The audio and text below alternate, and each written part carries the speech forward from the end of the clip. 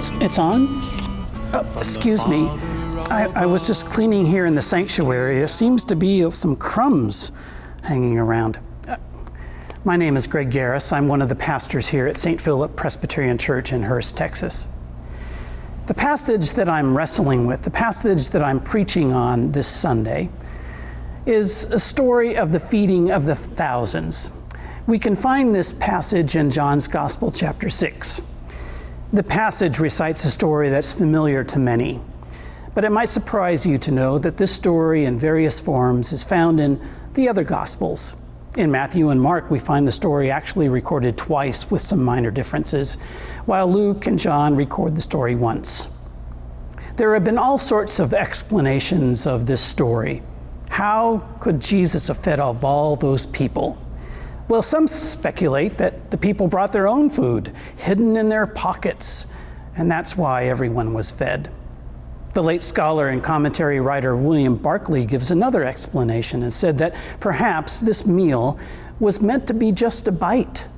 Not a big meal, but a small meal, a kind of sacramental meal to symbolize that even Jesus could turn a small amount into something that would truly fill the heart and the soul, as well as the stomach.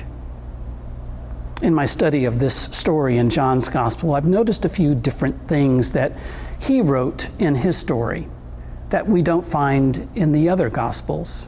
One noticeable difference is that one of the disciples, Andrew, tells Jesus that there's a boy with 5 barley loaves and 2 fish.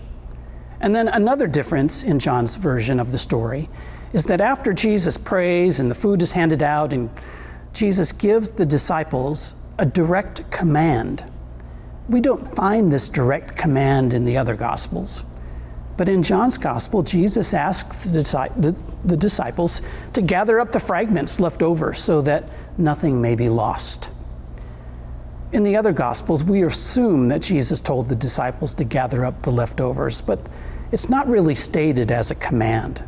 Like the other Gospels, the disciples in John's Gospel, they gather up 12 baskets of leftovers. The Gospel writer states that this is a sign. And this sign may be important to this Gospel writer. What we find in John's Gospel are signs or miracle stories. Jesus turning the water into wine, healing different people, raising Lazarus from the dead, and then this story, the feeding of the 5,000. These are signs. There's 8 of them in John's Gospel. 7 of them we can read in every Gospel.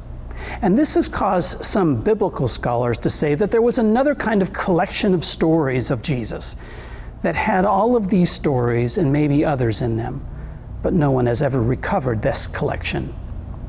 There is also some scholars that link this story to how God fed the Israelites in the wilderness with manna.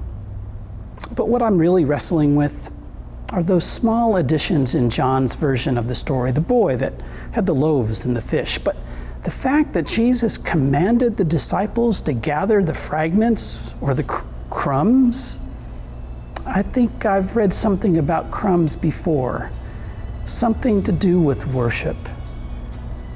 Maybe that's what I'll be wrestling with this week. Come and join us for worship this next Sunday. Hear how this passage has pinned me down and how it nurtures all of our faith as we worship God. Remember, you can always listen to the sermons on our website, www.stphil.org. Hope to see you Sunday. Blessings.